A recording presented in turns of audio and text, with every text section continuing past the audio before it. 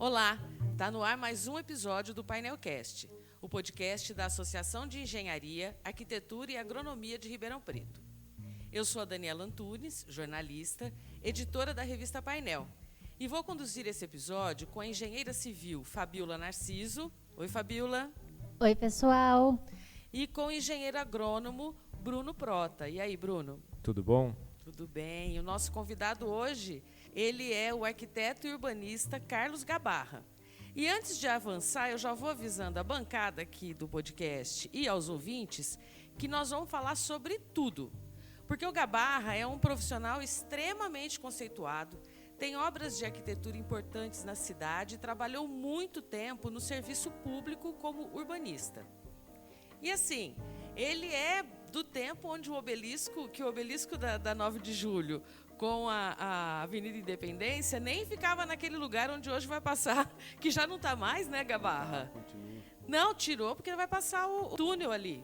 O túnel passa do lado. Mas o obelisco não está lá, Gabarra, não estraga a minha abertura. Não, o obelisco, se está lá, está atrás do tapume. Tiraram por enquanto, Dani. Então eu tô certa, Gabarra, tiraram. Tiraram, por enquanto, e pode voltar para lá, é isso, Fabiola? Se vai voltar, não sei. Bom, vamos lá. Então, o Gabarra é das antigas, é isso que a gente quer dizer aqui.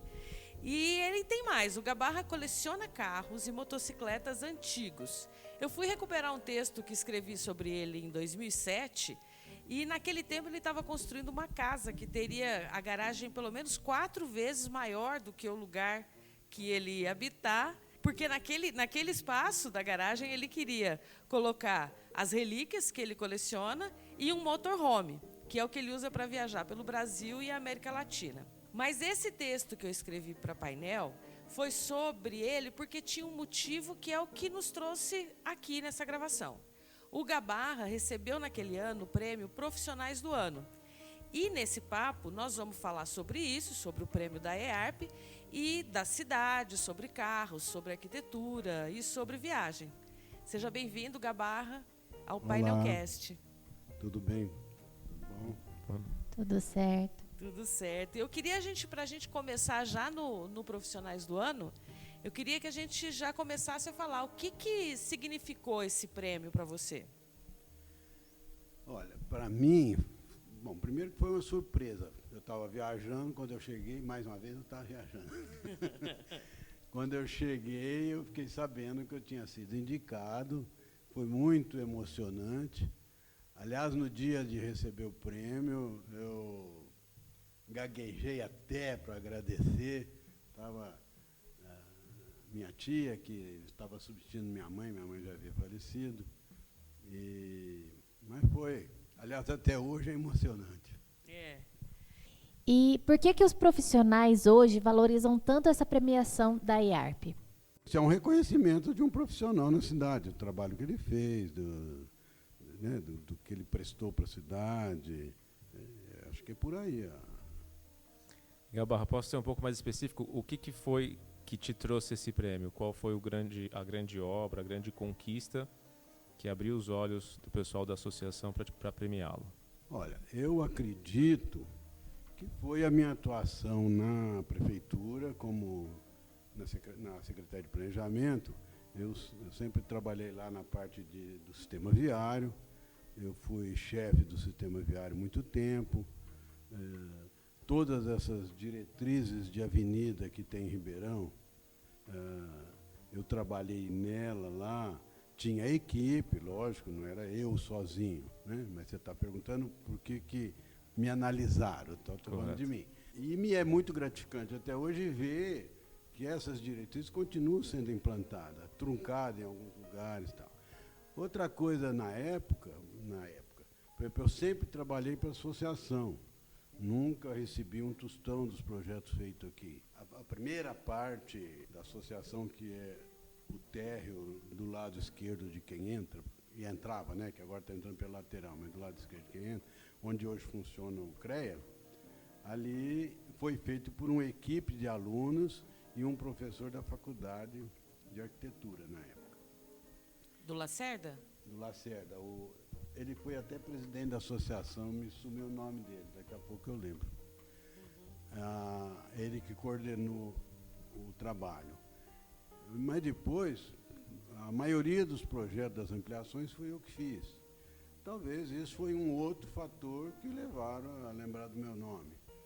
Os projetos, a associação, a sede da associação, os projetos são todos seus, né? Até das ampliações, ou não? Então, quase todos. Onde hoje antes de ser ali o gourmet, Sim. e aquele salão de festa do lado, ali quem fez foi o Durval Suave.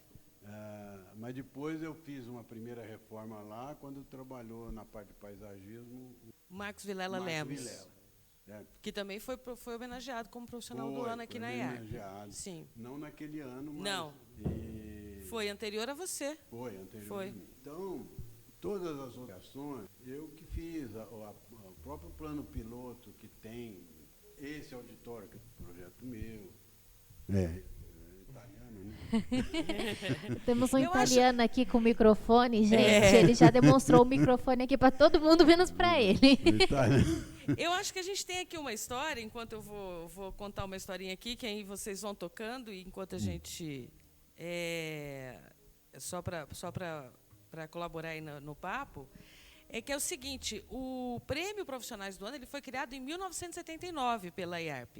E foi o mesmo ano, inclusive, foi um ano muito importante para a associação, de várias coisas novas que aconteceram por aqui.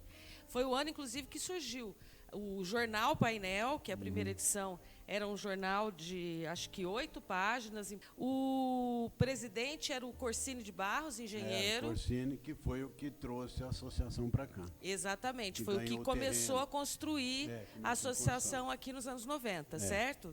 Mas o prêmio é anterior à associação estar nesse lugar aqui. A associação ainda existia, a sede da associação ainda era lá no Padre Euclides. Lá no Padre Euclides, quinto andar Na do Padre Visconde Euclides. Uma, que tinha acho que 2 salas lá, né? Tinha 2 salas. Isso. 2 salas ou 2 conjuntos de salas. Isso. E o intuito desse prêmio era valorizar, era reverenciar a carreira dos profissionais de engenharia, arquitetura e agronomia da cidade. Porque a gente tinha uma realidade histórica na época, né? Que era uma realidade também que remonta à fundação da associação, que é de 1948, que era de valorização dos profissionais habilitados pelo CREA. Vocês imaginam?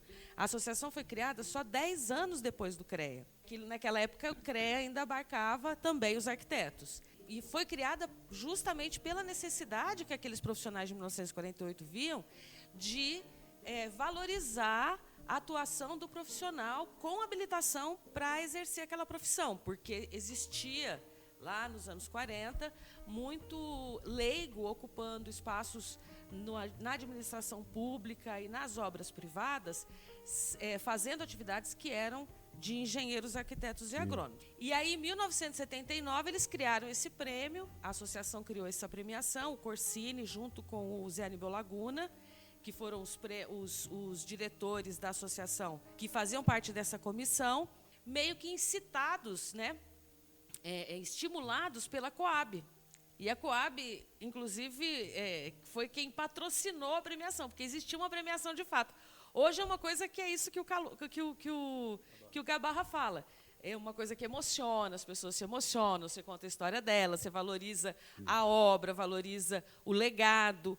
Naquela época tinha uma premiação em dinheiro que foi dada pela Coab em 1979. E teve a festa, que é uma curiosidade, eu acabei de escrever, está tudo muito quente na minha cabeça, porque eu acabei de escrever uma matéria sobre isso. Na festa, teve um show, uma apresentação do Ronald Golias, no primeiro Profissionais do Ano. Eu lembro. E o primeiro a ser homenageado foi o Maomé Kozak, que foi um grande construtor, um grande engenheiro aqui da história de Ribeirão Preto, né? Foi, sim. Então, só para dar essa pitada histórica aí para vocês, que eu acho que essa história é bem interessante, e eu acho que isso pode pautar também a nossa segunda discussão aqui, a continuação da nossa discussão.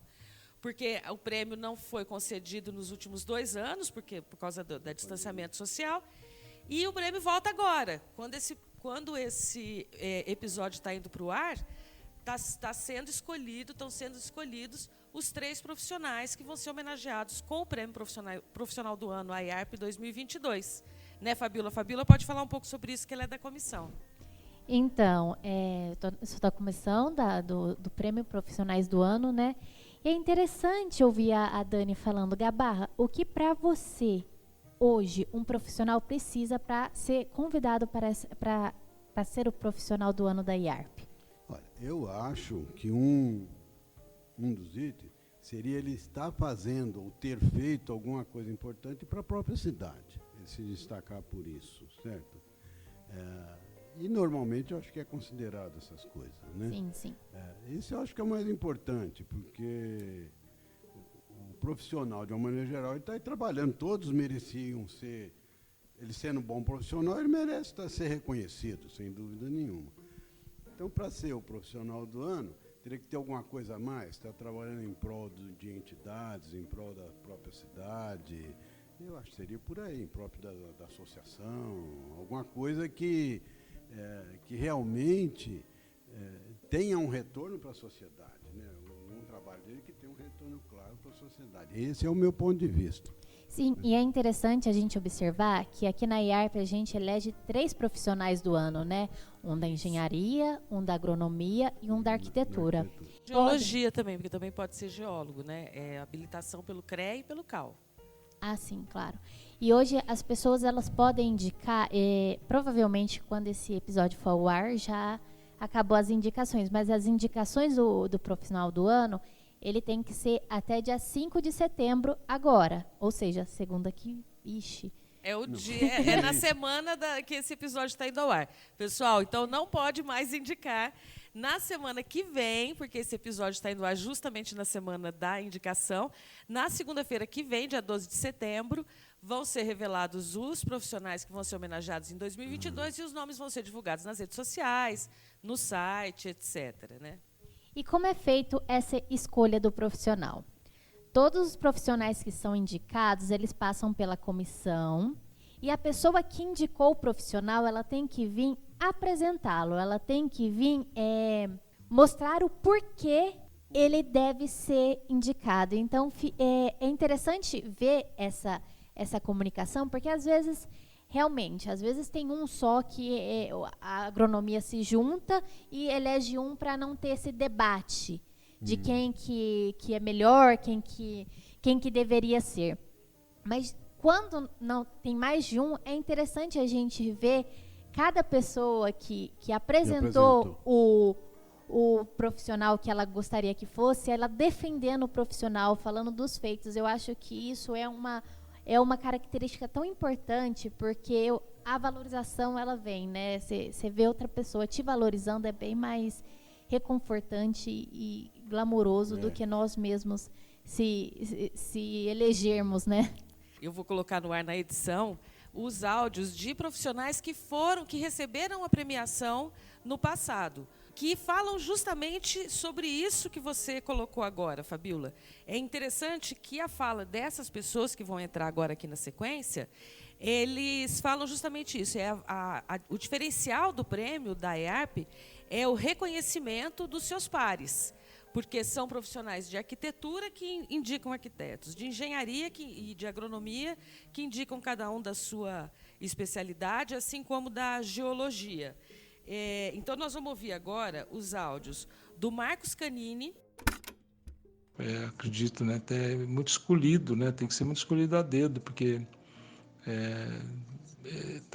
essa pessoa vai representar todos os profissionais daquele ano, né?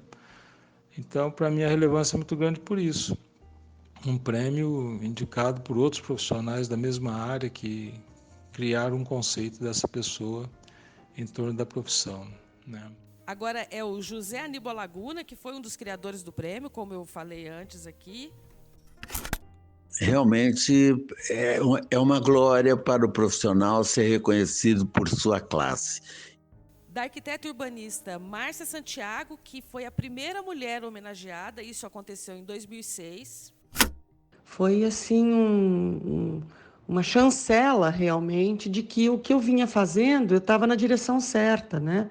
Eu vinha fazendo um trabalho honesto, um trabalho competente, um trabalho transparente e que a minha classe pôde reconhecer. E do engenheiro agrônomo Marcos Landel, que hoje dirige o Instituto Agronômico de Campinas. Você ser reconhecido por profissionais que atuam nessa região tão competitiva, né, de grande excelência nessa área, foi para mim uma emoção muito grande. Mesmo que você não seja eleito, só de ter alguém te defendendo ali na bancada já acaba sendo um prêmio por si só, né? Quem te indicou, né? Estou curiosa já. A Márcia Santiago foi uma das que me indicaram. Uhum. Né? E agora? E agora? E agora? E agora, José? E agora você Agora, não José. lembra os outros, mas não Bom, importa. Me fala dessa emoção Mas- de indicar, É, da por exemplo, indicação a dos Márcia, pares. eu nunca esperava que ela fosse me indicar para um prêmio desse. Eu era amigo dela, tal, mas ela foi minha estagiária e depois tivemos pouco contato e de repente ela está me indicando, me defendendo. Eu acho é muito importante isso, sabe? Como é que chama o engenheiro? Teve um engenheiro aqui. Esse engenheiro, se estiver ouvindo com a gente, não fique chateado, é que faz muito tempo, só vão lá 15 anos, quase 16 anos. Não, eu lembrei E tá dele agora há tudo bem. A hora que você lembrar, você fala Já de o novo. nome vem. A hora que você lembrar, você Eu fala lembrei de dele novo. agora há pouco. E é interessante a gente observar que a escolha do profissional do ano ela é feita um mês antes da festa. Então, é anunciado quem que foi escolhido e um mês depois temos a festa. E a nossa festa esse ano vai ser dia 11 de outubro. Então, você que está ouvindo, o podcast vai ao ar antes da festa. Então, garanta o seu lugar na festa. Vai ser aqui na IARP, na sede. E é muito interessante você vir conosco prestigiar os profissionais escolhidos. E é bom observar o seguinte, que isso é uma inovação dessa organização da festa desse ano. Porque, normalmente, foi assim também no ano do Gabarra, o prêmio era entregue na festa do final do ano, que juntava Sim, a festa pelo dia do engenheiro, do arquiteto, não sei o que, aquele grande jantar com baile da IARP, que acontece todo final de ano, que neste ano tem também, e a programação está super legal. E nesse dia já entregava o prêmio, já fazia festa e tal. Neste ano, a diretoria decidiu, né, a diretoria e o conselho decidiram desvincular as duas coisas e a entrega do Prêmio Profissionais do Ano vai ser no dia 11 de outubro, na EARP, como a Fabíola falou. Sim, a intenção de desvincular as duas festas é que o dia do profissional do ano, né, a festa dos profissionais do ano, vai ser exclusivo para homenagear as pessoas. Porque, às vezes, quando a gente coloca junto com a festa de fim de ano, nem todo mundo ia para a festa querendo ver os profissionais. Então, quem vai estar aqui vai ser exclusivamente para prestigiar vocês, profissionais, prestigiar os profissionais que estão aqui. E um dia, quem sabe, estar lá no palco também, né? Vai ser um dia muito legal, você não acha, Gabarra? Eu acho interessante. É uma festa Apesar aqui só para que os profissionais. quando eu participei nessa homenagem, no fim a gente conhece todo mundo é amigo e está todo mundo lá. Mesmo que ele não foi por você, ele está lá junto com você, né? Então acaba... Mas valorizava também. Aquele modelo Valorizava. antigo não é que não valorizava. Valorizava e era uma festa super bonita, né? Sim, muito legal. As festas da IAP são sempre muito boas. Mas o que eu acho que a gente pode observar é que nesse modelo atual o foco vai ser nos homenageados, exclusivamente. Né? Então, vai ter uma mudança de característica da entrega do prêmio, né? Para a gente valorizar mesmo quem está sendo destacado como um profissional do ano que carrega um significado gigantesco. Isso mesmo. Né?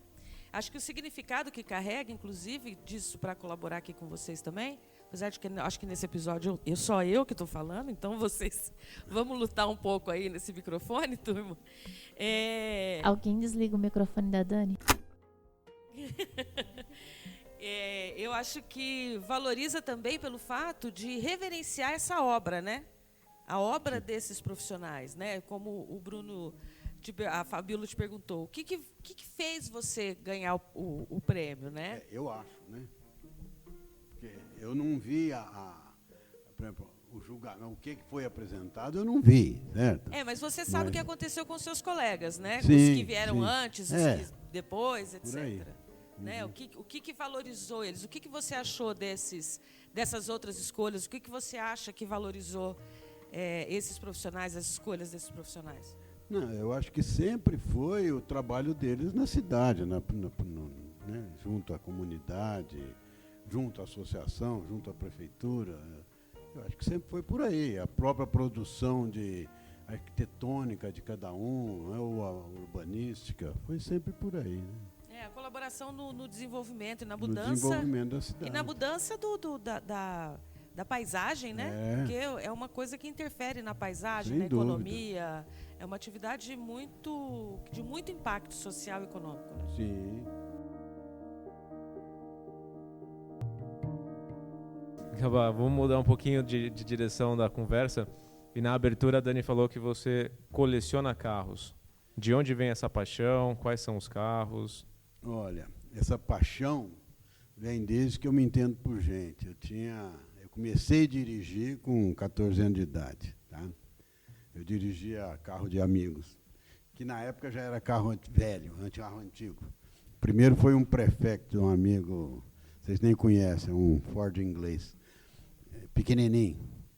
E isso eu sempre gostei de automóvel, sempre de moto. Né?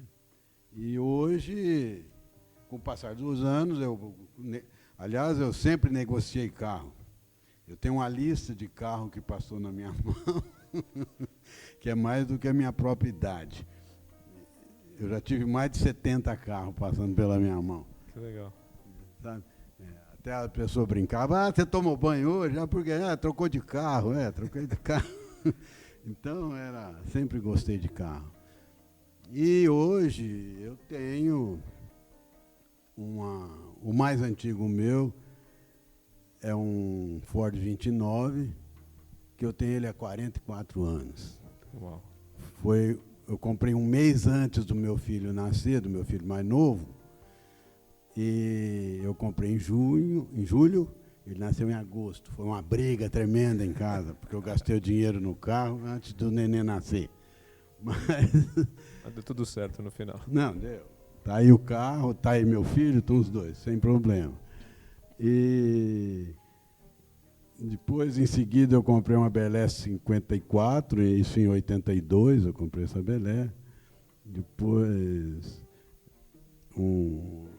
aí veio um XR3 conversível, amarelinho. Depois um Carmanguia 72. O ano que vem, eu tenho um Mitsubishi 93, que o ano que vem ele passa a ser antigo, porque passa a ter 30 anos. E o motorhome que eu passeio direto, todo ano, mais de uma vez por ano, esse é 1987. Ele está comigo desde 1989. Então, ele está comigo há 34 anos, né? Se não me engano, vai para 35 anos, alguma coisa assim. Eu não fiz a conta aqui. E já andou quanto? Eu andei nele uns 200 mil quilômetros.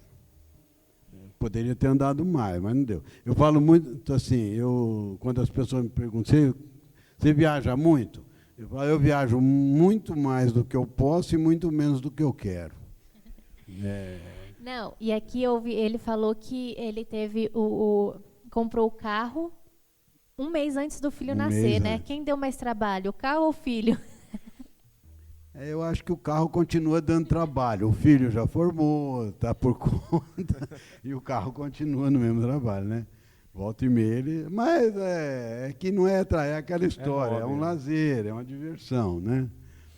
Hoje, por exemplo, durante a pandemia eu construí um salão, devagarzinho, foi 4 anos construindo esse salão, e hoje eu tenho os carros, não estão mais na garagem da minha casa, estão nesse salão. Que eu tenho com outros colegas, né? Outros colegas põem lá também. Aliás, se vocês quiserem visitar, está às ordens. Eu quero. Com Faz tempo que certeza. tá esse convite, que a gente não desenrola esse convite para visitar, né? A Daniela me prometeu uma visita na minha casa, tem 12 anos só. 15. Até hoje.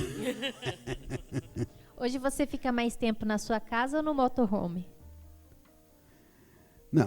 Não, eu fico mais tempo em casa. Eu acho que empata, meia. É que quando a gente sai para viajar, sai 20 dias, 30 dias, não é um fim de semana, né, no motorhome. Agora, por exemplo, eu chamei o dia que a Daniela me ligou, eu estava no sul. Eu fiquei 20 dias rodando lá para o sul. Olha só. Em 2018, eu rodei 70 dias para o Nordeste. Faço justo a gente E ficaria fazer essa mais visita o quanto antes. E ficaria mais 70 dias tranquilamente, é que eu tinha compromisso. Senão eu teria ficado por Aí, lá. viu, gente? Qual foi a viagem mais longa nesse motorhome? Foi no sul do Chile, foi nos Lagos Andinos. Eu cruzei a Argentina, desci os Caracoles lá, que é em Mendonça, desci o Caracoles para Santiago, né? E depois fomos até os Lagos Andinos, Lagos Andinos, né? Lá no Chile, no sul do Chile. De lá nós atravessamos para Argentina novamente, fomos a Bariloche, depois subimos. Na subida fundiu o motor do motorhome. Eu fiquei 10 dias lá, meus filhos vieram embora de avião. Um jeito bom de estender a viagem, né? É. Não, mas esses 10 dias nós aproveitamos muito. Ficamos conhecendo. Mandou os filhos embora, aí que aproveitou. Cidade pequena. Perrengue Conhecemos chique, né? gente. Teve um casal lá que nós ficamos conhecendo, até a menina, a filha dele estava aprendendo português. E a mãe perguntou, vocês não querem dar aula para minha filha? Podemos conversar, né? E conversamos muito. Eu sei que no dia que eu vim embora, e era uma família simples, sabe? Mas eu falei, gostava de um vinho, uma coisa e tal, almoçamos junto um dia. No dia 8 de maio, que é dia da mulher, eles nos levaram para um almoço no restaurante, que nós estávamos lá. Mas no final, quando eu saí de lá, eu tinha ganho 18 garrafas de vinho desse casal. Ensinou português para a filha? Ensinei, ela fala português. Até hoje nós nos comunicamos com amizade. E toda viagem fica as amizades, toda. É, muito interessante. Muita amizade. É muito bom. Eu gosto mais de cidade pequenininha, que você vai conhecer o pessoal, conhecer a cidade. E o que da sua atividade profissional como arquiteto e urbanista tem nesse seu hobby de viajar, de cuidar de carro, do motorhome? Porque hoje tem muita gente, né, que a gente vê no Instagram, Que projeta, né? projeta, faz o interior Não, de pensei perua, nisso agora. Kombi, etc. Não, você mexeu nessas coisas ou seu Não, negócio você é viajar aprende mesmo? muito, porque a gente tem o costume de observar, né? O arquiteto, principalmente, não sei se é principalmente, mas o arquiteto é uma característica que ele tem, é observar onde ele está, né?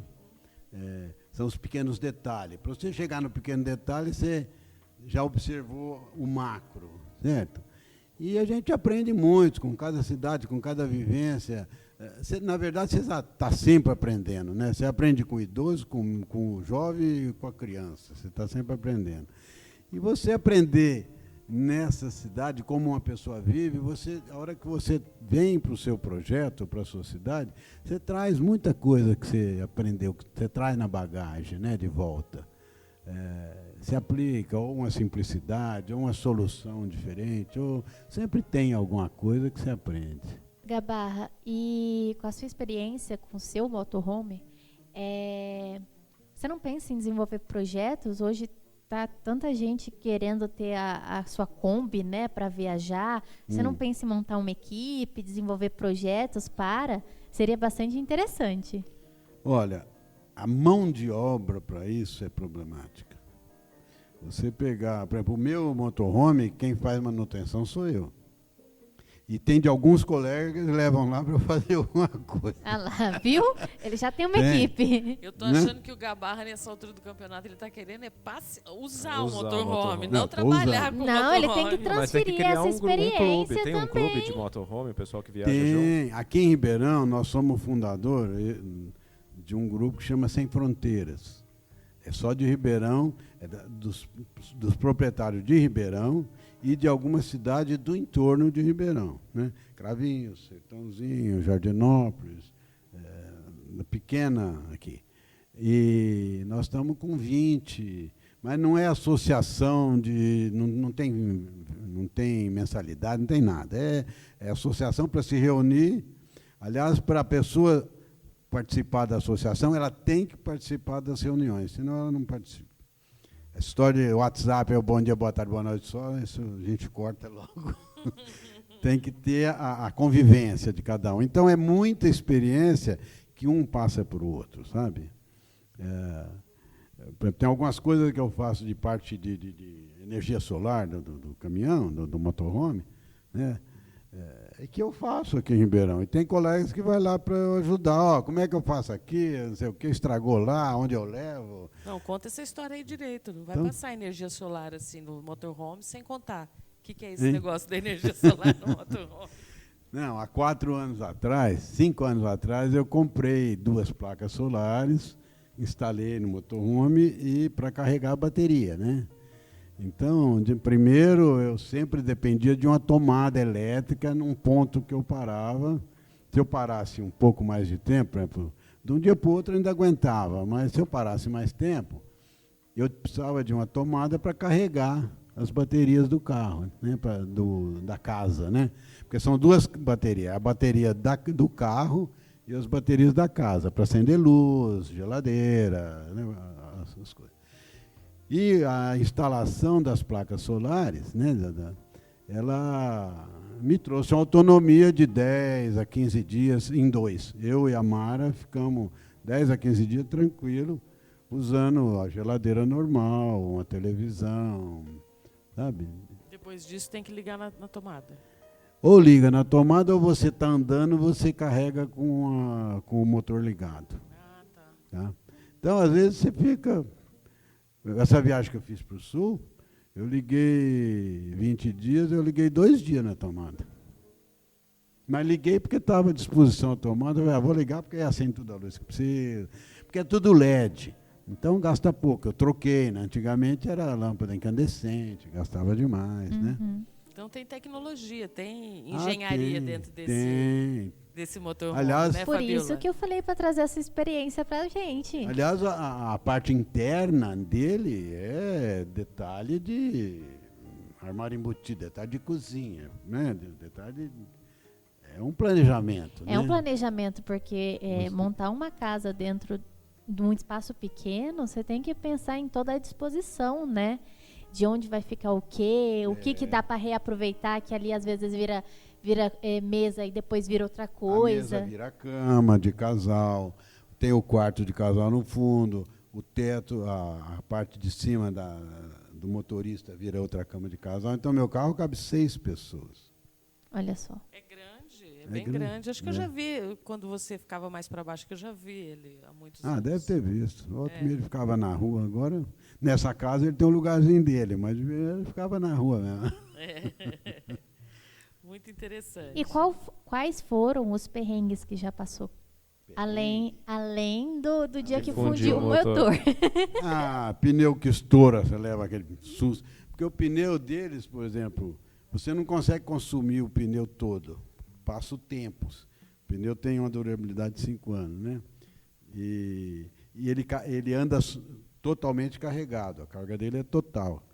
Então, de vez em quando estoura um pneu. E você leva uns sustos legais, né? Mas questão de segurança, assim, de pessoas... Não, nunca tive. Problema de acampar e ter algum problema? Não, nunca. Aliás, a gente é tão bem recebido por esse Brasil afora, e na Argentina, no Chile, todo lugar você é bem recebido. Pode ter um ou outro que olha meio de cara torta, mas você abana a mão, sorri, ele já faz assim. Não tem. Vai essa conversa nesse sotaque meio caipirado do interior, vai devagarinho, meio mineiro. Puxa o R, fala devagar, uai, e vai. A humildade dele, né? A humildade dele já cativa as pessoas à volta. É verdade. Agora, o que eu acho interessante desse hobby também, desse outro lado do hobby do Gabarra, na questão dos carros antigos, é essa observação da tecnologia da engenharia mecânica, que nós não temos ninguém aqui engenheiro mecânico, mas eu acho muito interessante a gente observar em carros mais antigos a engenharia que usava antes, né, para isso, e a evolução disso para hoje, né? Você pega o Fordinho 29, ele não tem nada. Ele não tem nada dentro. Ele está com 90 anos, né, 92 anos, 29, 93 anos, né? E eu ando até hoje numa boa. Eu corro com ele todo ano. Eu participo de uma corrida. Agora, 2, 3 e 4 de dezembro tem uma corrida na DIMEP. E eu participo todo ano. Essa é a 12ª corrida. Todo ano tem. E ele vai, sem problema. Se eu quiser, eu saio daqui. A DIMEP está a 280 quilômetros. Eu saio daqui, vou lá, participo. E ele é original? É, originalzinho. Aliás, eu falo, ele não é o mais bonito de Ribeirão, mas é o mais original de Ribeirão. Eu nunca reformei ele, em 44 anos. Olha que legal. Eu já fui ao Rio de Janeiro com ele. Fomos numa equipe de 39 carros, 39 Fordinhos. Saí daqui, fui para São Paulo, descemos pela praia e fomos pela 101 até o Rio de Janeiro. Aliás, vamos fazer um compromisso aqui. Você vai mandar uma foto desse Fordinho, porque nós vamos publicar no Instagram do Painelcast uma foto desse Fordinho. Eu tenho uma foto mais original de Ribeirão Preto. Né, Fabiola? Ele é muito original.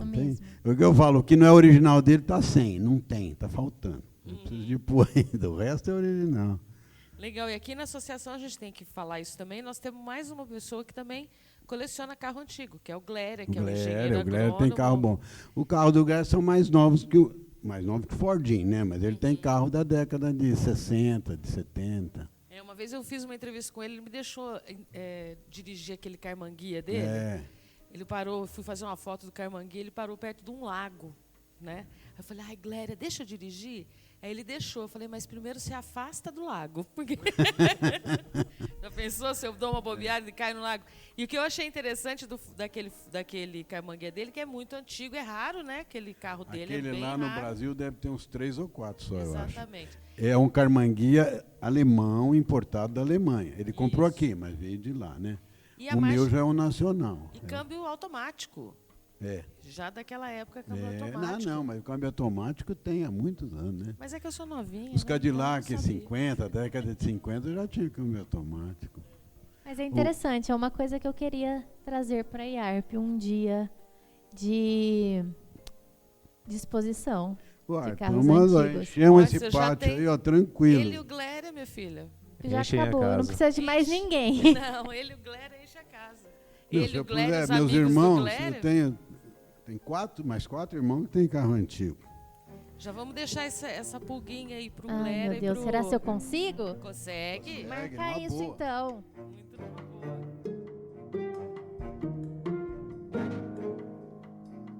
Queria só falar mais uma coisa aqui para lembrar que eu falei que o prêmio foi criado em 1979, né? E até hoje foram 79 homenageados com o prêmio Profissionais do Ano, a IARP. Então, neste ano, a gente vai completar, vocês que são bons de matemática e rápido aí, 82. É isso aí. Então, esse ano a gente vai completar 82 homenageados com o prêmio da IARP, sendo que um deles é o nosso convidado de hoje, o Carlos Gabarra. Muito bem. Obrigado, Gabarra. Obrigado pelo teu tempo, por dividir com a gente toda essa experiência e conhecimento. E parabéns, novamente, pelo prêmio conquistado. Obrigado. Eu agradeço vocês e estou às ordens, inclusive, para a exposição do carro antigo. Que já gostou, né? Vamos fazer. Obrigada, Gabarra. Eu já tenho agora um serviço, né? Já está me passando serviço. Uma missão, né? Uma missão para frente aí que vai ser boa. Pois é. Obrigada, Gabarra. Obrigada a todos e vou esperar o convite, viu? Para ir lá conhecer.